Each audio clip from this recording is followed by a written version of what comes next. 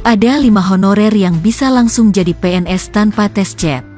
Berita tenaga honorer akan diangkat tanpa syarat ramai diperbincangkan masyarakat Indonesia. Akhirnya tenaga honorer atau pegawai non-ASN dapat kabar baik dari Kemenpan RB setelah terbit surat edaran Menteri Pan RB terbaru.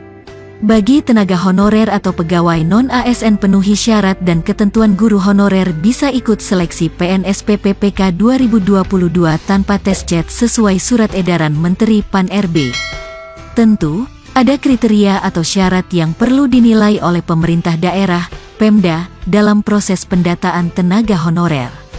Hal itu mengacu pada surat edaran yang mengatur pengangkatan tenaga honorer menjadi ASN PPPK 2022 yang telah terbit.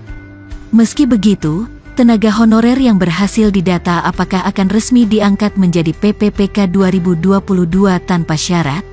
Seperti diketahui bahwa sebenarnya tenaga honorer memang akan dihapus statusnya di instansi pemerintahan mulai akhir tahun 2023 mendatang.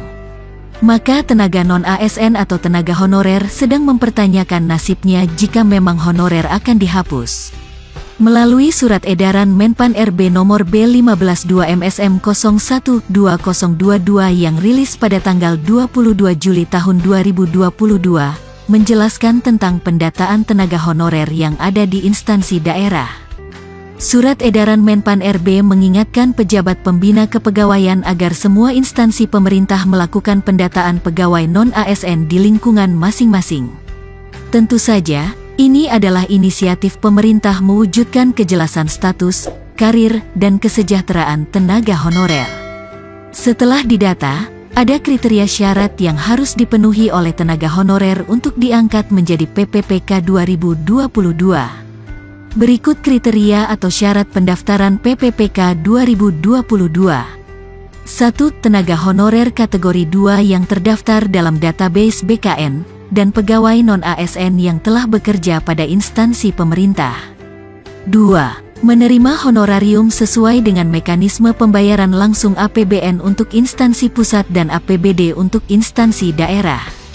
3. Telah diangkat minimal oleh pimpinan unit kerja. 4.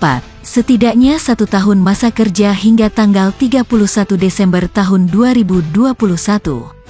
5.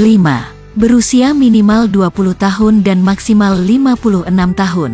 Berdasarkan surat edaran Menpan RB, tenaga honorer yang telah bekerja di lingkungan instansi daerah dan pegawai non-ASN dalam jangka waktu paling lama 5 tahun bisa diangkat menjadi PPPK. Jika dilihat kembali lebih rinci melalui peraturan pasal 99 ayat 2 yang menyebutkan bahwa pegawai non-ASN, tenaga honorer, yang telah bekerja dalam jangka waktu paling lama 5 tahun dapat diangkat menjadi PPPK. Tentu tenaga honorer yang dapat diangkat menjadi PPPK tersebut telah memenuhi syarat dan kriteria yang sesuai sebagaimana telah diatur dalam peraturan pemerintah tersebut.